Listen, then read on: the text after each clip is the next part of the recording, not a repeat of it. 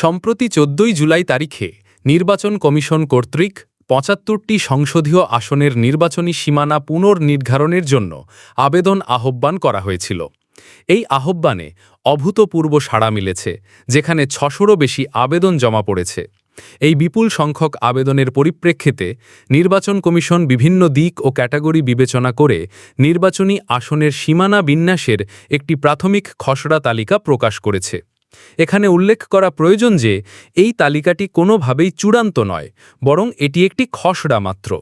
নির্বাচন কমিশন এই বিষয়ে অত্যন্ত সতর্ক এবং স্বচ্ছতা বজায় রাখতে বদ্ধপরিকর।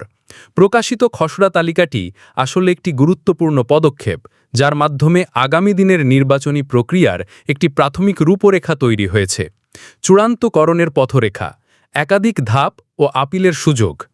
নির্বাচনী সীমানা বিন্যাসের এই প্রক্রিয়াটি বেশ কয়েকটি ধাপ অতিক্রম করে চূড়ান্ত রূপ নেবে।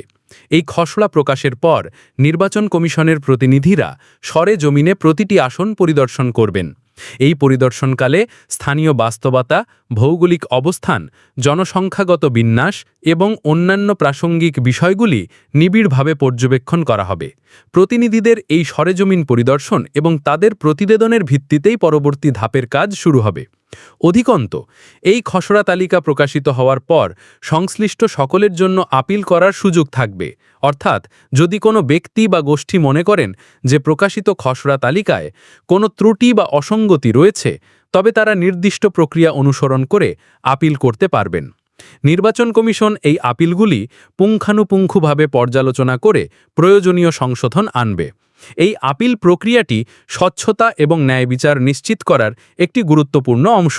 সুতরাং, সংশ্লিষ্ট সকল পক্ষকে কোনো রকম বিভ্রান্তি এড়ানোর জন্য অনুরোধ জানানো হচ্ছে। বর্তমানে প্রকাশিত তালিকাটি কেবল একটি প্রাথমিক ধাপ। চূড়ান্ত সীমানা বিন্যাস আরও একাধিক যাচাই বাছাই ও পর্যালোচনার পর প্রকাশ করা হবে। নির্বাচন কমিশন বদ্ধপরিকর যে একটি সুষ্ঠু ও গ্রহণযোগ্য নির্বাচনী সীমানা বিন্যাস জাতিকে উপহার দেওয়া হবে, যা সকল স্তরের জনগণের মতামত ও সুবিধা অসুবিধা বিবেচনা করে তৈরি হবে। এই পুরো প্রক্রিয়াটি সময় সাপেক্ষ হলেও এর উদ্দেশ্য হল একটি সুষম এবং প্রতিনিধিত্বমূলক সংসদীয় কাঠামো নিশ্চিত করা, যা দেশের গণতন্ত্রকে আরও শক্তিশালী করবে।